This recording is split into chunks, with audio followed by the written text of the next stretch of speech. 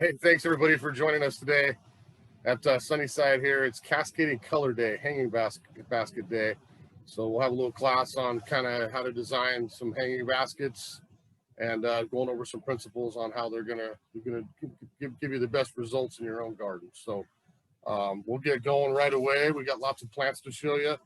We're going to follow a lot of the same principles we talked about yesterday for containers, but obviously we're going up now off the ground and not doing this at ground level.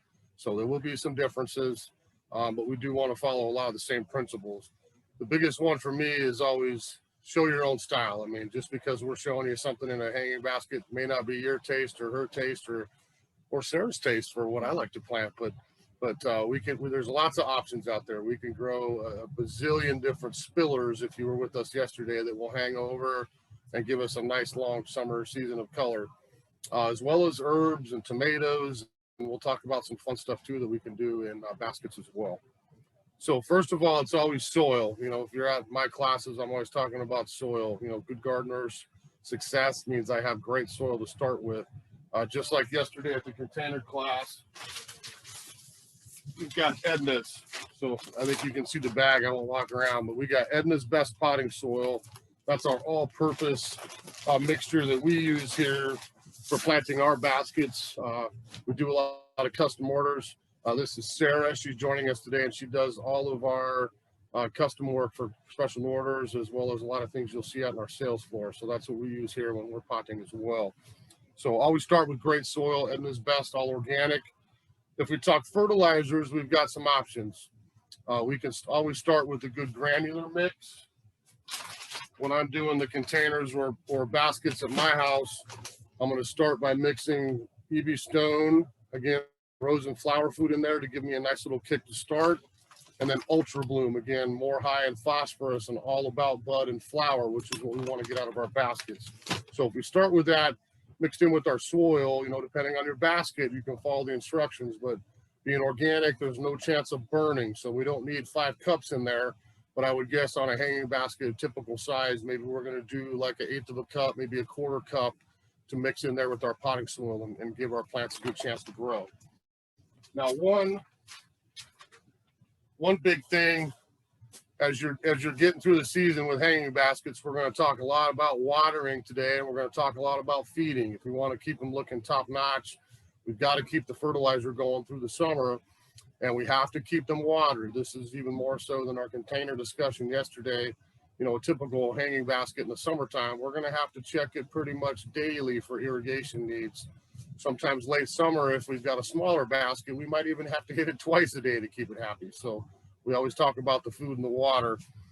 For fertilizer, if we want to stay organic and go liquid, Espoma makes a great liquid. This is called Bloom that I can put right into my watering can every couple of weeks, give it a little extra fertilizer with that as a good organic water soluble. Same with EB Stone. They make a beautiful fish emulsion with kelp. You can see the fuchsia flower right on there. That's another liquid that I can mix very easily into a watering can and just go ahead and water my basket as needed every couple of weeks during the season. The other option,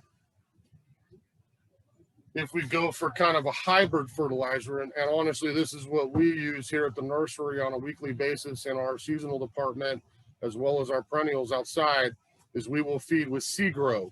So this is a granular that we can, again, dissolve in liquid. You'll see Seagrow. This is the 1616 all-purpose, which is a great general one for foliage and for flower. Or if we're really just going for bloom, we got lots of foliage and we want to get the flower and bloom. That's 42626.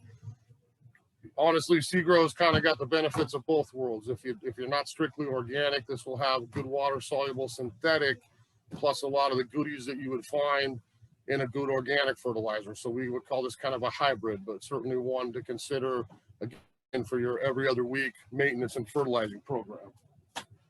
So we got some foods down there. We'll talk, as I mentioned a second ago, about watering. You know, that's going to be a huge deal. You know, here at the nursery, you guys are watering every single day on the baskets. You know, the smaller the basket, the quicker we're going to fill in.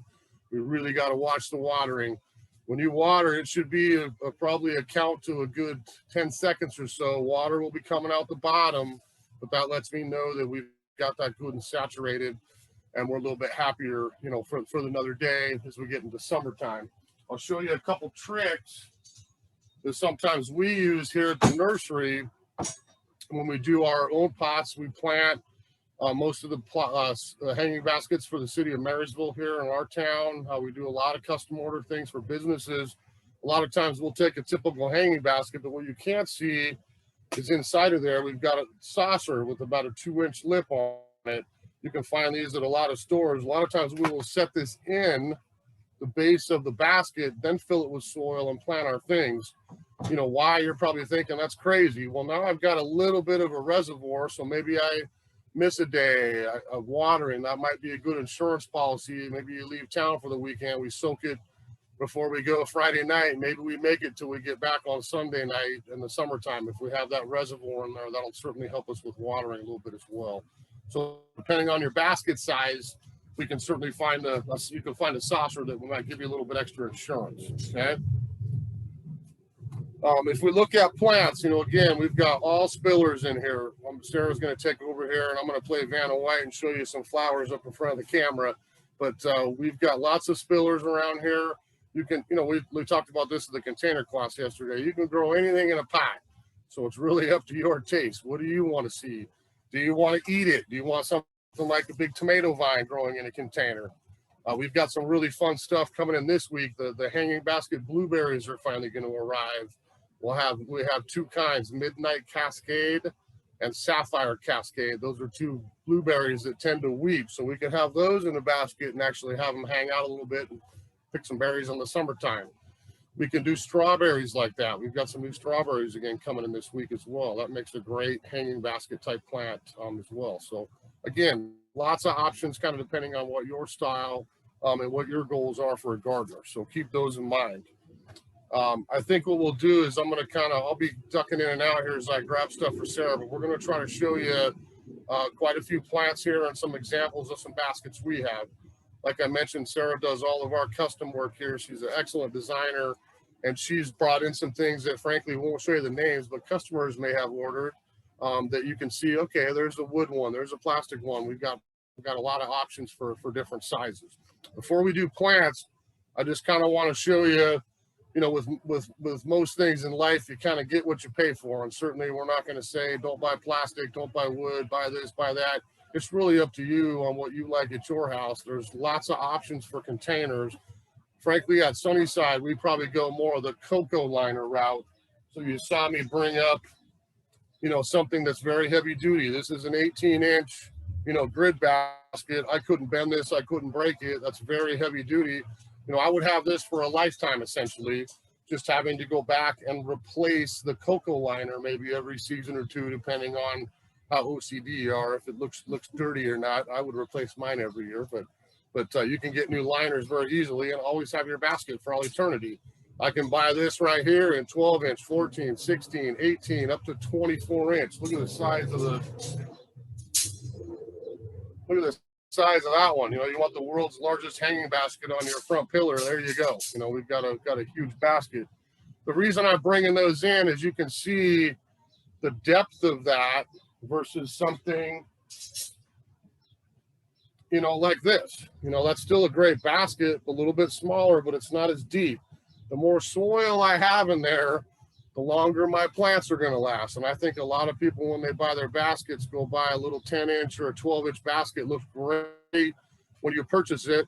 2, 3, 4 weeks go by, you're feeding it, you're watering it, and then you call and say, I'm watering this thing twice a day and I cannot get it to hold moisture because we've got no soil left in there. So just consider that when you're starting out your basket. If you want a smaller one, great. Don't pack 9 plants in a basket that size. You're going to run out of gas here in about 1 month. You're not going to make it through summer. If I got a small one like that, maybe you did 4 or 5, I'm still going to have a lovely full basket, but I'm not going to have to replace things as they dry out a little bit. So look at your container size is always a great way to start. And certainly the saucer will help you, like I showed you a little bit ago, with the watering as well. Okay. So let's get on to some fun stuff. Let's get on to showing some plants. I think Sarah, if I talk here for a second, let's make sure we can hear Sarah. Go ahead. I'm going to have to holler a little bit to make sure that I'm heard. pick up on the mic as well as Trevor's voice. But the plants, that's the fun part. At least I think so. Probably one of the most popular things that people want to do are the big flower baskets. Trevor already talked about the city baskets. This is a big daddy. Let's see if I can lift this thing. Oh, yeah. Very heavy duty hardware on that guy. We are going to have, I think about 60 of those that we planted up for sale here at the nursery here around, say, Memorial Day. Yep. I think we should have those out. You can see with this one, it's growing, it's getting ready to spill over. We use primarily the Super Tunias, the Proven Winner Super Tunias in those baskets. Sometimes I can substitute another brand name like a Surfinia, also really great plant. Believe it or not, in that big basket, 4 plants. 4 plants, mixing in fertilizer, and then we're doing our liquid fertilizer on top of that. We've got them in our greenhouse that has no shade cover and gets real nice and toasty in the back, so they're cooking and growing up big. And like I said, around Memorial Day, we'll have a bunch of those ready for sale. We do then, once you purchase one of those, offer a replanting the following season at a reduced rate. So good one that you're going to have for years to come once you buy that pot and the hardware. So like I said, big vigorous plants. You don't need a lot to fill up a pot. When you get your little 4-inch plants, it's not going to seem like a lot at first, but with a little heat and some food, they're going to get huge. Could you give you that big show? I don't know that I would plant Super Tunias in much smaller than a 14-inch basket. Probably only go with 3 plants in a 14-inch basket. Of course, if you get a bigger pot, you can do bigger. Previous years with our baskets that we display here at the nursery, we've used those big 24-inch baskets. I did 6 plants in that. Filled out, we had 2 of them hanging on a post. It became one big monster by the end of the season. Look, about 6 feet long. It was huge. And that's with 6 plants per pot. Again, we fertilize those. We mix fertilize into the soil, and we use the water-soluble fertilizer. Generally in the heat of the summer with those petunias, because they're heavy feeders, we fertilize weekly with the petunias. We do have some Vanna. Vanna's going to get some of our plant examples over here. I'm not going to go through every color.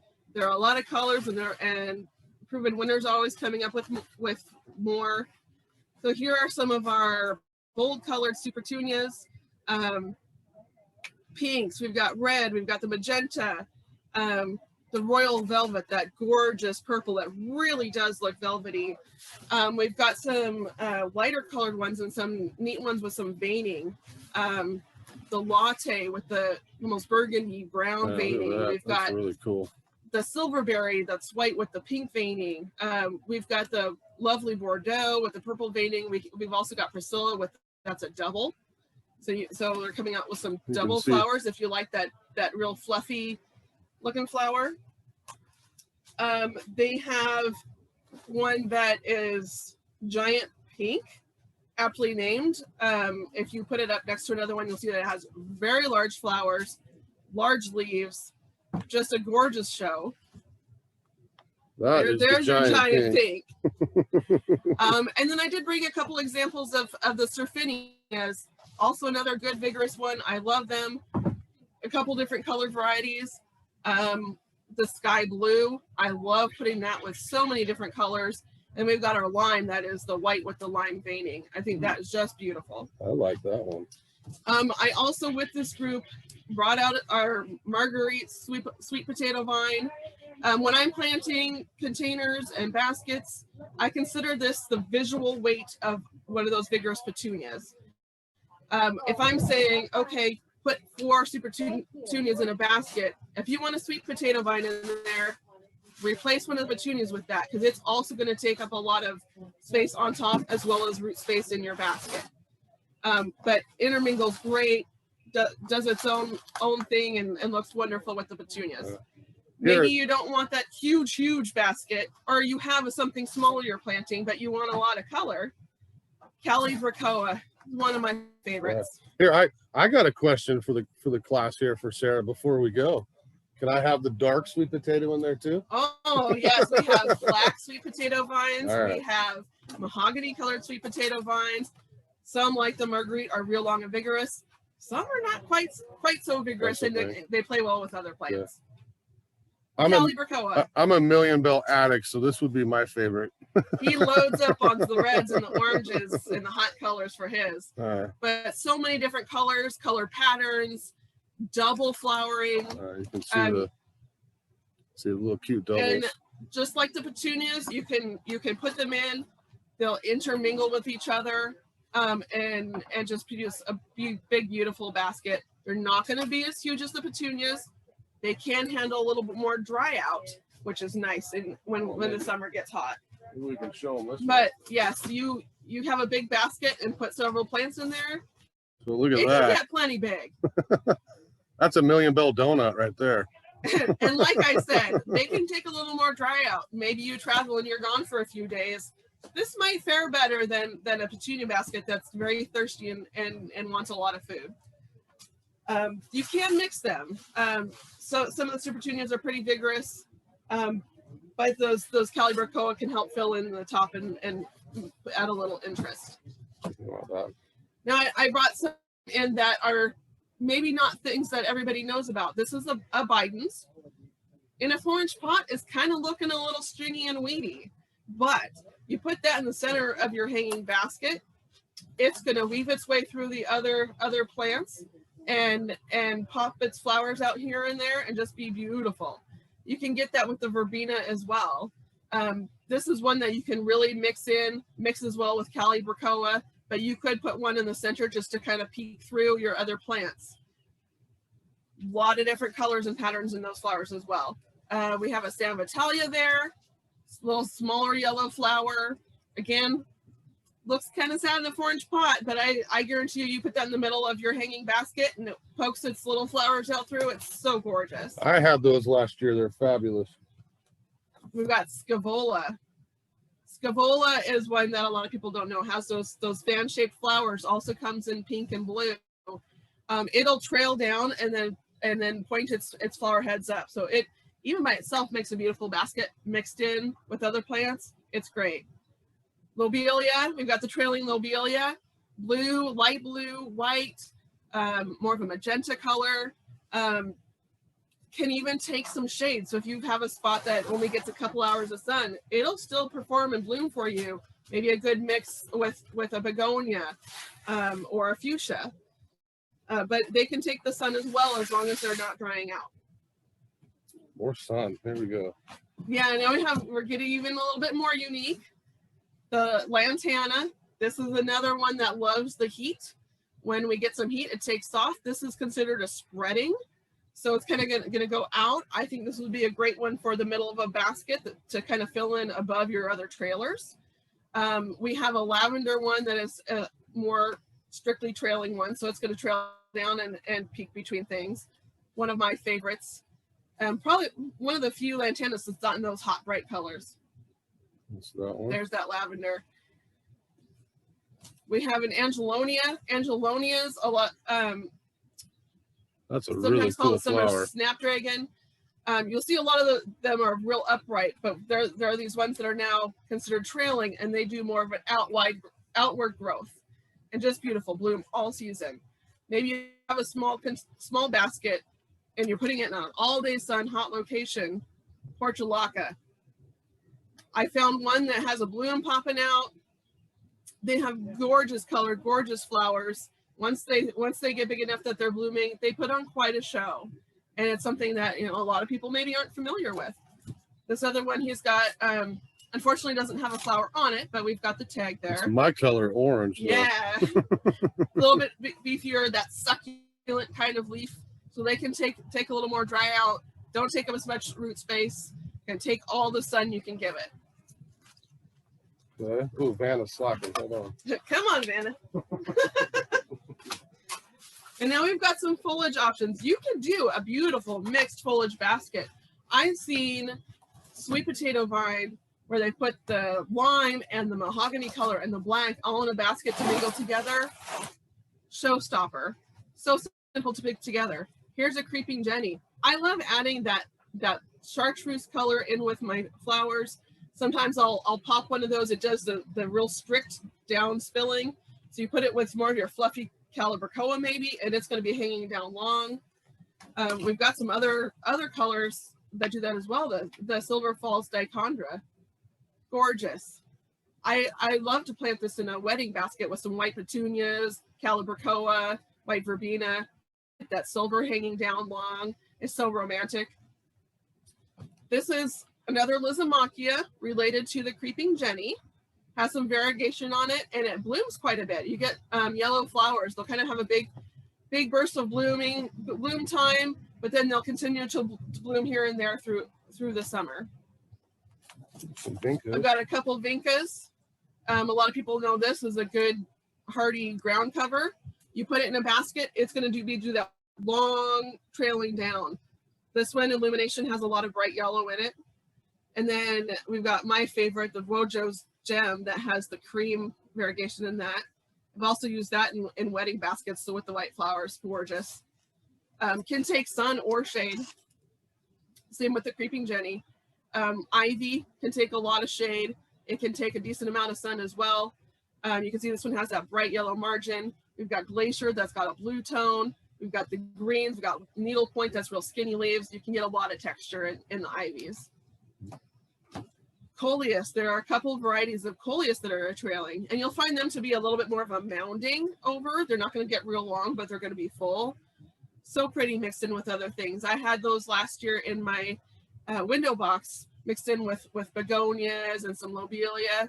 It performed just as well as everybody else. It was peeking through everywhere. Great in a basket situation as well. Yeah, some sweet foliage. So doesn't have to be all flowers. You can mix in a lot of foliage in there and have a lot of interest. Now he's grabbing my mix. These are some examples of what I am calling my garden baskets. This is something that I came up with when I was approached by Snow Isle Library in Marysville. They have an interesting situation. The way their building, the front of their building is located, they have almost all day shade, but then they get some of that hot afternoon sun at the end of the day. So I needed to come up with some plants that could handle that. And they wanted something kind of artistic and different. So some of my upright plants that I plant toward the center, I've got a dragon wing begonia. These will bloom great in shade, but they can also take the sun and bloom for you. One thing I do want to mention with begonias is they have a point to their leaf, and they tend to point those all in one direction. That points to where their flowers are going to be. So when you plant that in your basket or your container, put all those points out toward your face where you're going to be looking at it, and that's where it's going to show its flowers. Here's another vinca. This is one I'm putting into the Marysville Snow Isle Library baskets. That's vinca major, has a nice variegation. You can see that has an example of a flower on it. That's going to be one of my edge plants. Terenia, unfortunately this one is not blooming, but I do have an example of some baskets that have blooming ones in them. I think this plant is underused. It can take sun, it can take shade, it'll bloom in all of those situations. It'll trail straight down, perform wonderfully for you. Another upright that I put toward the center, I wanted a splash of color with the impatient. I've got a New Guinea there. Any of the impatiens work well. That's going to be one of my full plants in the center. Coleus, another full one. It can grow up really tall, but if you pinch those and take off some of those growth tips, they'll branch and make a nice full branching plant for you. Here's another begonia. I'm adding in some orange. What are these? The Boliviensis, yeah. I believe. Mm-hmm. Yes, they can take a little bit more sun than some of the other begonias. So that's why I put that in there, because it can handle that few hours of afternoon sun. Oh, these are always fun. A Butilon, commonly called flowering maple, not actually a maple. Not hardy here in our area, but it is something that if you have it in a container, you can take it in and winter it over in the house. This is starting to burst into bloom. Just all the buds are just ready to burst. and they hang their flowers, so they look so good in a hanging basket. You can do grasses. This is our fun Juncus spiralis called Twister, but there are a lot of different grasses. You can do a middle big plume. There are other ones like Feather Falls that kind of do a nice curly leaf over the edge. So don't count them out. You can put almost anything in a basket. Heuchera. Oh, there's mine. We put those on the edge of pots a lot. We put them in the ground a lot. I put them on the edge of a hanging basket, and they'll kind of droop their leaves over the edge and give you that great color. Oranges, purples, chartreuse. You can get all sorts of color in those guys. And again, we've got our sweet potato. One of the things that was requested when I was first planting up the library baskets was a plant that would maybe tell them when the basket's getting dry and needs water. Sweet potato vine, as soon as it dries out, it's going to flag and droop its leaves, but you water it, pops right back up. So besides adding a lot of color, interest, and boldness, they kind of help the folks at the library know when to water. So we're going to move on to some edibles. I brought up a tomato. This one in particular is called Tumbler. Good hanging basket one. This one here that we've had growing up a little bit, this is Rapunzel, another great cherry tomato. Going to hang big chains of cherry tomatoes for you. And you can see just probably less than a week ago, this guy decided to start hanging over, and it's got all of its new sprouts coming up. So they're going to go different directions. You're going to have a huge tomato basket. Some herbs. Yeah, herbs. We've got an example of a rosemary here. I don't remember the variety of that trailing rosemary. I believe it's on the sticker there. I think it is Santa Barbara. Santa Barbara. We also have a great variety called Irene that does that cascade as well. So that would be, say you want to do a big herb basket. Put your trailers on the edge. Your trailing rosemary. Your thymes are good. I brought up there you go. There's an English thyme. I brought up a pretty variegated one called Foxley. Those are going to mound over the edge of your basket. It smells good. It smells so good. We've got some chamomile. I think anything that makes a good ground cover, try it in a basket, because if it's trailing along the ground, a lot of times when you put it in a basket or the edge of a pot, it's going to hang over. We've got some, is that the savory? Savory. You can see in that pot how it's already trailing over the edge of the pot. Salad Burnet. I just love how this leaf looks, and I think more people should know about it. Pick off those leaves, put them in your salad. Great nutty flavor. Get some fun little balls of burgundy flour on it. Fantastic. Yeah, I'm hungry now. You're on your own. Lunchtime. And of course, you can. There are so many more herbs you can put in your basket. Put your uprights in the center. Put your trailers around the outside.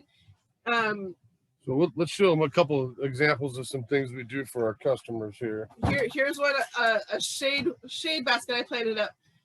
We have the begonias in there again. The Terenia, an example of what they do when they're blooming.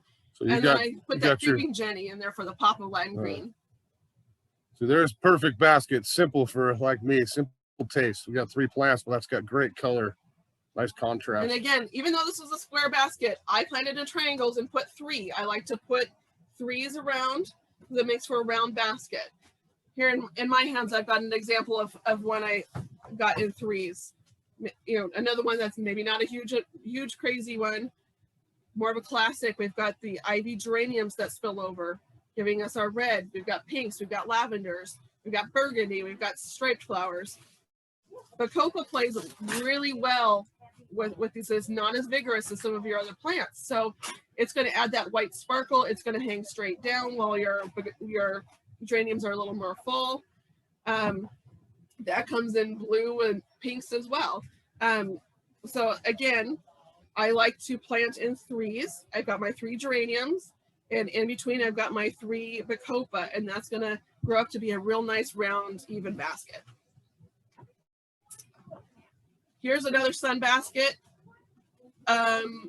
These are a couple of super tunias. I've got the Surfinia Sky Blue. It's keeping up with them. And then I've got that Biden's in the middle. This one's a yellow Biden's. We showed you an orange before. You can see how it's really spreading itself through there. And as those petunias take off, it's still going to be peeking through. Well, one more shade basket. This has that dragon wing begonia we showed you in my garden basket example. I've got 3 of the dragon wings in there. I've got 3 of the Terenia in that deep purple. And then for some brightness, the 3 creeping jennies. Oh, that is going to bloom beautiful. All season. All of these are going to go until we get a nice hard frost.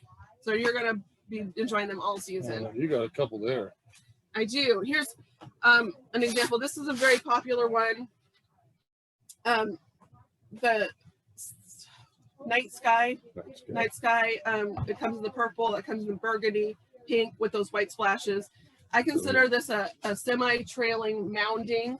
It's not going to get really long like a supertunia, but it does well in baskets. Spotted petunia. Spotted petunias. Who would have thought? Let me see that. I'll throw it up in there.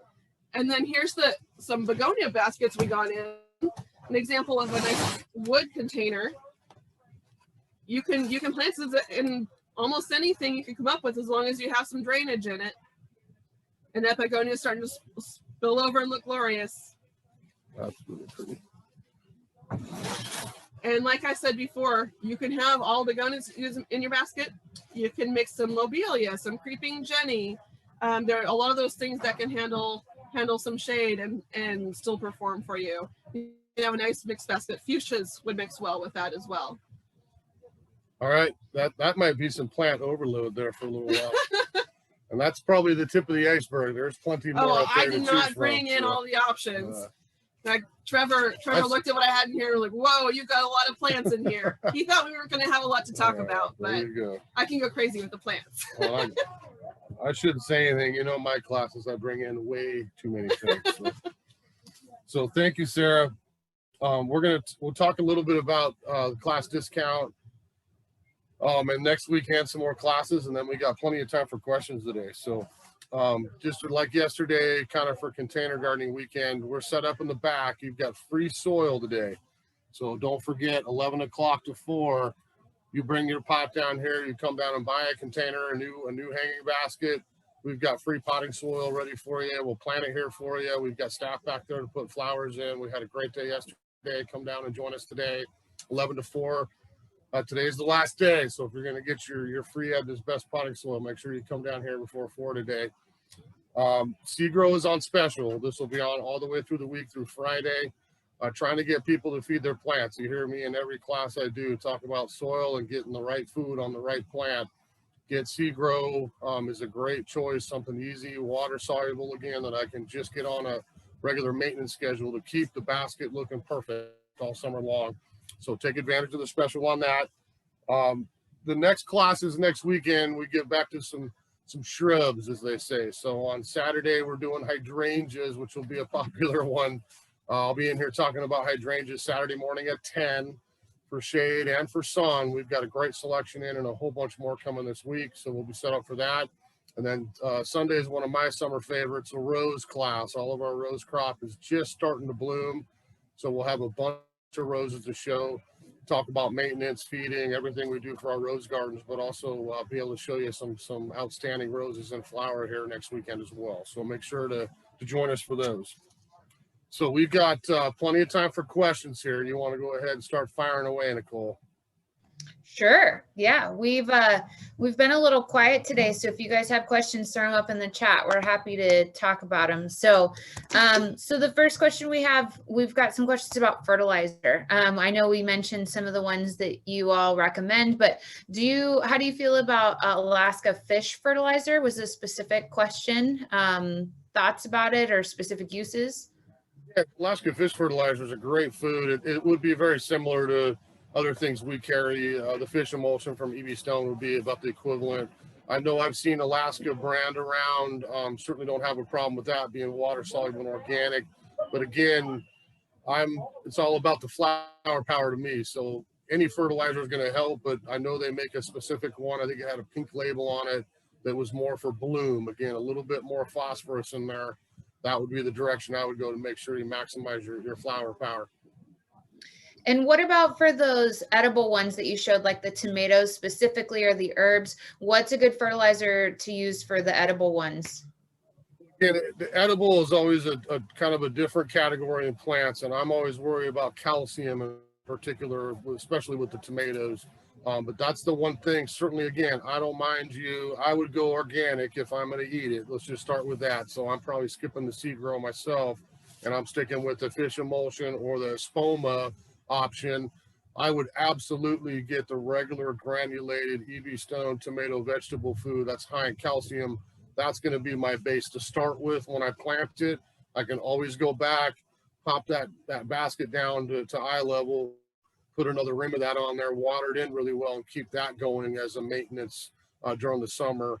I would say on the granular, like the EB Stone, maybe we do it every 6 weeks. That should be plenty if we're going to add a little dose of that organic granular in there. We do have the water soluble espoma. Yeah. So tomato exclamation point is a good one for, and the tomato vegetable foods are good for your veggies, but also good for your herbs, any of your edibles. Yeah, in fact, if I get closer, this is a really slick fertilizer. You see this, the purple, the bloom. We've got a red bottle, says tomato on it, but this is kind of like your laundry detergent. I shake it up, I turn the cap over, I unscrew it, and it literally measures exactly what you put in your can, and then off you go to water it, kind of thing. That's a pretty slick deal. Yeah, thanks for mentioning how often, because that was going to be my next question too. So way to be proactive. Thanks. The Bidens that you've been talking about, do those reseed? I've only grown them in hanging baskets and other containers, honestly. I've never put them in the ground, but I have not had them reseed personally. I haven't either. I haven't heard of anyone having issues with it reseeding and spreading itself around. Okay, cool. Good to know. What kind of support system do you guys recommend for some of the bigger, heavier baskets? How do you make sure you don't fall into tricky? Yeah. I showed a few baskets. We've got, here's one right here. I've got a thin wire. It's plenty heavy to hang this. I'm not going to hang a 24-inch basket on that. There's not enough give in that wire. It'd probably snap. We've got chain. The bigger stuff I showed, this is the kind of thing we have hanging out in our fence and soaking wet, weighing in at 150 pounds. That's plenty to hold it. The bracket would be the key to me, making sure, we're not going to hang this on a little fascia board or a 2x4. We need a post, preferably a 4x4 or 4x6. There's thick metal shepherd hooks you can pop in the ground, add a basket to it. I mean, there's a lot of ways, but I would never chintz on the size of the wire or the bracket that you choose. The heavier the bracket, the more weight we're going to carry.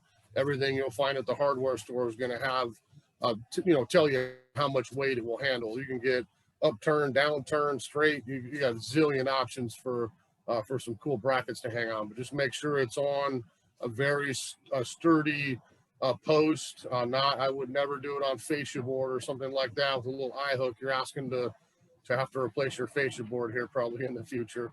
So something a little heavier duty would be best. Cool. I know we talked about, number of plants based on size, but there was just kind of a, retouch base on a 14-inch basket, a core basket. What do you suggest, like a maximum of plants? She said 3 to 4. Was that too much? She just want to make sure she understood correctly. It depends on the plants you're choosing. Some of us here that work in the department, we can help you out with that. Know what size basket you're planting. That'll help us with some guidance. A 14-inch basket, like I said, with super petunias, big, vigorous grower. You have a lot of plant on top. You have a lot of root in the soil. I wouldn't go with more than 3. But 14-inch basket here with some guys that don't grow as fast, I've got 6 plants in here. The ivy geraniums, the bacopa, they're not going to be huge plants over the summer. So you can start with more plants in one basket. I could potentially even sneak something in the middle here. Just remember that the more plant you have, the more root you have, the faster it's going to dry out, and the more they're going to need some food as well. Cool. What type of fertilizer do begonias like? Do you have like a number formula, something that begonias specifically prefer, or any of the ones we've been talking about?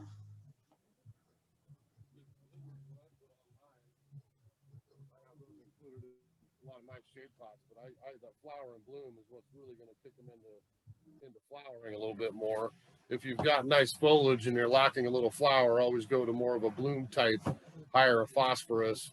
If it's leaves don't look, you know, you want a little more growth too. All purpose has got plenty of all three numbers in there. And really, when we're fertilizing what we have out here for sale, because we have so many plants that we're fertilizing, we use an all-purpose triple 20. And our baskets are performing great. At home, because I'm kind of separating what I'm doing a little bit. When I have my flowering baskets and containers, I use the foods for blooming. Okay, cool. I know we talked about plants that are suitable for sun versus shade, but can you give me maybe your top 3 hardiest full sun plants that are good in baskets? Some of the ones you talked about?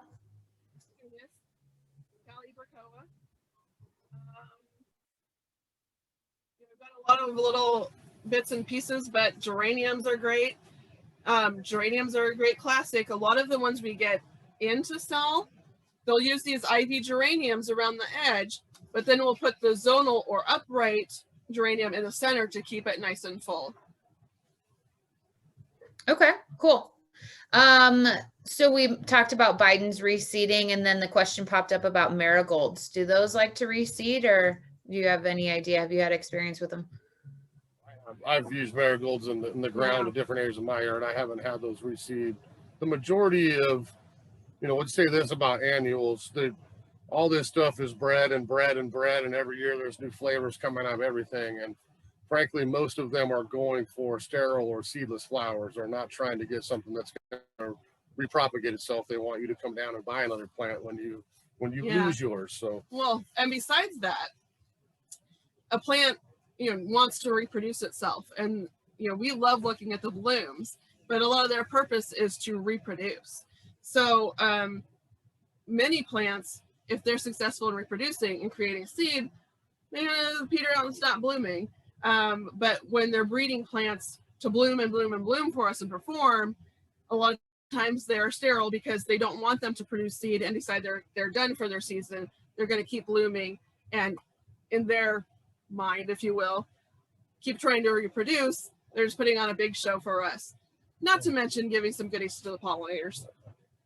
I mean, if we take petunias as an example, I remember back in my early days in the 90s, there was none of this available. And if you wanted petunias, you had to go out there in the sticky mess and take all the flowers off. Otherwise, they go to seed. You got no more flower left for the year. So all this stuff that we're showing in here, we would call self-deadheading. You know, we kind of talked about that yesterday in the container class. Things like a plant, water, feed, and not have to go out and maintain. Just bloom on top of themselves all continuously through the summer. Speaking of pinching back, so there's a specific question about coleus. Somebody's got issues with it, always gets very large and leggy. How do you pinch it back in order to get it to kind of grow more fully? If I grab one here, let me get up towards I can use snips, or probably on a soft plant, I can use my fingertips. But if I reach in here on any of these leaders, and I either clip that off or pinch it right above a set of leaves that exist already, now I'm going to branch out side to side and get bushier, and I'm not going to let it get so tall, if that makes sense. So I could go in and snip a couple of the tips and create some more side or lateral buds branching and get a little bushier, lower plant. Is there anything to be mindful of in terms of how much or how often you do that before it starts stressing the plant out, or is it fine to do it? I would think on a coleus, because I do it on mine in one of my shade pots here in a few weeks, because I just planted it yesterday at the class.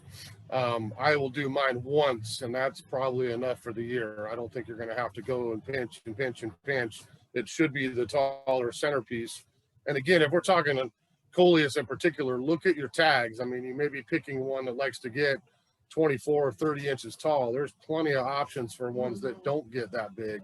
So look for your foliage that catches your style, but just get one that doesn't get quite as big anyway. The one we had in here is a much lower mounder. I chose one because I want the height in the center of a container and then scale down with fillers and spillers. Cool. In terms of basket material, do the cocoa liners tend to dry out faster? Is it better to use plastic? Or you know, what's the difference in terms of advantages? We've got one here that we sell that has the cocoa liner, but it's actually lined with plastic. This is what I like to plant in. If you can see, and it does have drainage. It's got seams in there. The water's going to run out. If you're worried about it, you can snip a few little holes in the plastic layer. But those, it's a nice, you know, it gives you that nice look of the cocoa liner, but with water moisture retention. Sometimes if I know I'm planting something that's going to be in the all day sun, hot spot, I will put the saucer in the bottom, or even you can line the inside with some plastic garbage bag. You're not going to see it, so it doesn't have to be pretty. And then, you know, cut it off at soil level. Make sure you're putting a few holes in the bottom for your drainage. You still need the drainage, but that's going to keep a lot of the moisture from wicking out through the cocoa fiber. If you're doing something that's going to be in full shade, it's not going to be drying out as fast. There are sometimes issues with overwatering and plants sitting in soggy soil, so I probably would skip that and just keep it with the cocoa liner in that situation. And is it best to use that age-old, like, up to the second knuckle rule in terms of, you know, seeing if your basket needs watering, or how do you determine if it's too dry or too wet? Or depends on how long your arms are. If you can reach up there and get it. A lot of what we do in the department is we call it pot lifting. Of course, here we've got all of our hanging baskets over our heads because we need to walk around in the department. So we're going through and we're lifting them with our hand, so we can tell which ones are getting light and need some water. So when you get yours planted and you get it all watered in, you know, give it a little heft. You can feel how heavy it is, and then you'll get a sense for, you know, each day when you're checking it, when it's getting light and you need some water. Petunias especially want to be evenly moist, so don't let that get, you know, airy light. They're going to wilt and be unhappy. Something like a calibrachoa, even a geranium, can handle a little bit more dry out, but we don't want them to get feather light. So checking them by lifting, you know, doing that every day, several times a day, you're going to get used to what is well watered and what's starting to dry out. cool. Okay, well, I think we've made it through most of our questions. As always, you know, we know that things pop up as you're planting, or, you know, just randomly after you leave the class and you think, oh, I should have asked that. We're always here. We're happy to answer those questions. So send us an email, give us a phone call. Sunnyside Nursery, we're up in Western Washington, and we're happy to help if you're local. We're not experts in all of the different growing zones. So if you're from a different part of the country, we appreciate you joining us, and we'd always recommend you reach out to one of your local nurseries in order to get their advice on specific information for your plants that work best for you. But if you are local, we hope you get a chance to stop by and visit us, especially if you're planning on doing some of your own baskets.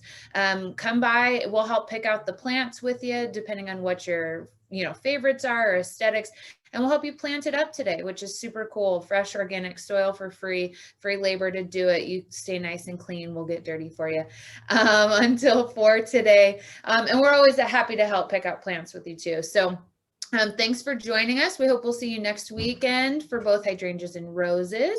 And in the meantime, have a great week, and we'll see you later. Thanks, everybody. Thank you.